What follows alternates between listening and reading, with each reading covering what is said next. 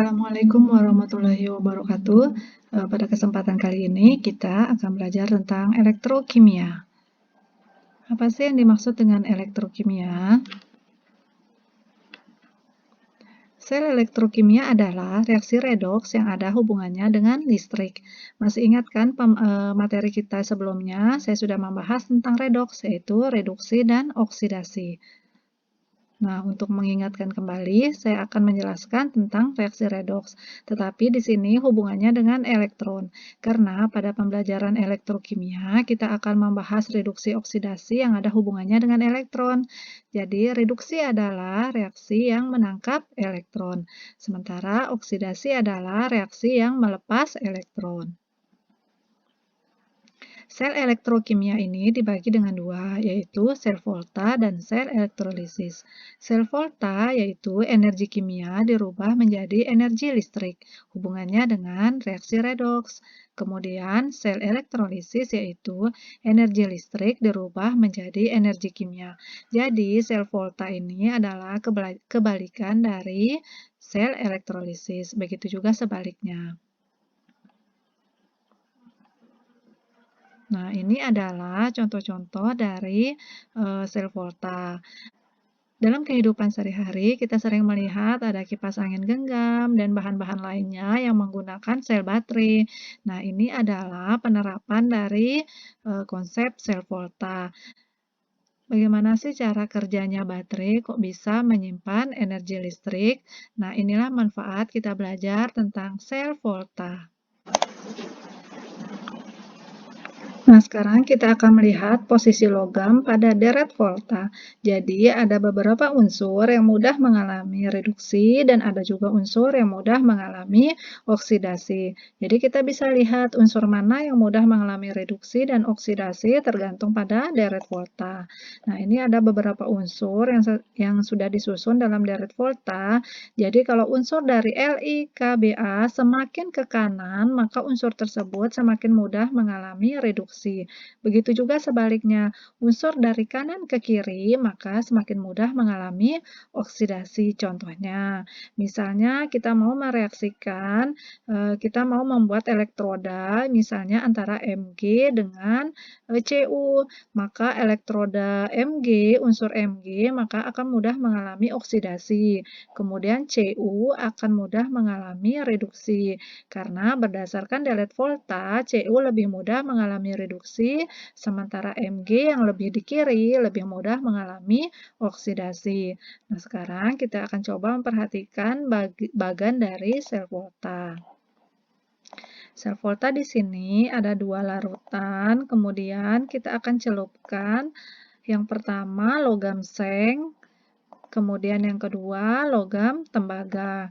Kita celupkan untuk logam sengnya ke dalam larutan ZnSO4. Otomatis di dalam larutan tersebut akan ada ion SO4 2- dan Zn2+. Kemudian logam tembaga saya celupkan ke dalam CuSO4.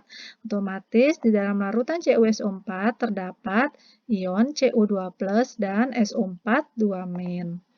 Kemudian kita akan hubungkan menggunakan voltmeter. Di sini kita bisa mengukur tegangan listrik yang dihasilkan dari kedua elektroda ini. Nah, di sini antara seng dengan tembaga yaitu Zn dan Cu. Berdasarkan deret volta, maka Zn lebih mudah mengalami oksidasi, yaitu lebih mudah melepas elektron. Sementara Cu di sini lebih mudah mengalami reduksi, yaitu lebih mudah menangkap elektron. Sehingga reaksi seng padat, di sini kan ada seng. Nah, di sini ada partikel-partikel zengnya, yaitu atom-atom zeng yang ada di sini. Maka setelah dicelupkan ke dalam larutan ZnSO4, otomatis Zn-nya akan lepas, akan menjadi Zn, ion Zn2+, dan melepaskan dua buah elektron. Nah, seng yang lepas itu bukan yang di atas, tetapi seng yang sudah dicelupkan ke dalam SO4 2-. Nah, nanti Zn-nya juga akan menyatu di dalam larutan ini menjadi Zn2+. Kemudian elektron yang dilepas ini akan mengalir ke sini. Nah, elektron akan berjalan menuju tembaga menuju sini larutan CuSO4, kemudian elektron tersebut akan ditangkap oleh ion Cu2+ yang ada di sini. Kemudian Cu2+ setelah menangkap 2 elektron yang berasal dari Zn, maka akan menjadi Cu yang mengendap. Nah, nanti akan menempel di sini ya Cu-nya. Sementara Zn-nya lama-kelamaan karena dia menjadi ion, maka Zn-nya nanti di sini akan terkikis lama-lama ya, begitu seterusnya. Nah, kemudian di sini akan terjadi reaksi oksidasi karena di sini sudah Zn-nya sudah melepas 2 elektron. Kemudian Cu-nya sudah menangkap 2 elektron yang dilepas oleh Zn tadi, maka terjadi reaksi reduksi. Nah, karena di sini Zn-nya bertambah terus, Zn bertambah terus seiring dengan pelepasan 2 elektron ini, maka lama-kelamaan larutan yang ini akan bersifat positif karena kebanyakan larutan Zn2+-nya, kebanyakan ion dari Zn2+.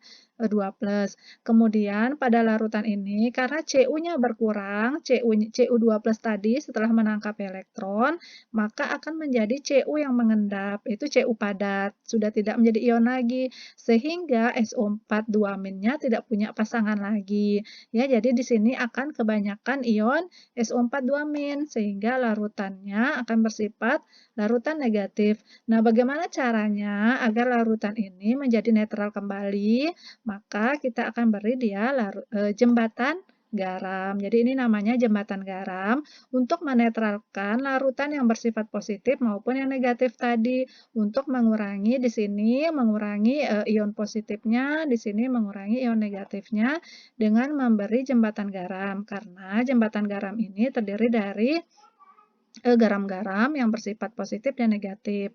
Nah, apabila di sini larutannya bersifat positif, maka dari jembatan garam akan masuk ion Cl- untuk menetralkan kembali.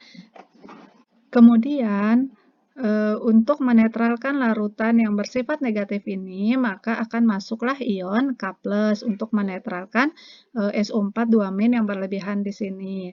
Nah, kemudian karena sebelah kiri ini seng yang bersifat melakukan reaksi oksidasi, kemudian yang sebelah kanan tembaga mengalami reaksi reduksi. Kemudian karena anoda itu tempat terjadinya reaksi oksidasi. Nah, di sini ada anoda dan ada katoda. Jadi anoda adalah tempat terjadinya reaksi oksidasi. Kemudian katoda adalah tempat terjadinya reaksi reduksi. Sehingga anodanya berada di bagian seng atau logam Zn karena tempat terjadinya oksidasi. Kemudian katoda akan berada di bagian tembaga, yaitu tempat terjadinya reduksi. Kemudian, arah perpindahan elektron itu berasal dari reaksi oksidasi menuju ke reaksi reduksi, yaitu elektron yang berasal dari Zn akan mengalir menuju logam Cu. Arah perpindahan elektron yaitu dari kutub negatif menuju ke kutub positif. Kemudian, arah arus listrik yaitu dari kutub positif menuju ke kutub negatif. Jadi kutub negatifnya itu berada di anoda, karena ini adalah arah perpindahan elektron, yaitu dari arah negatif menuju kutub positif.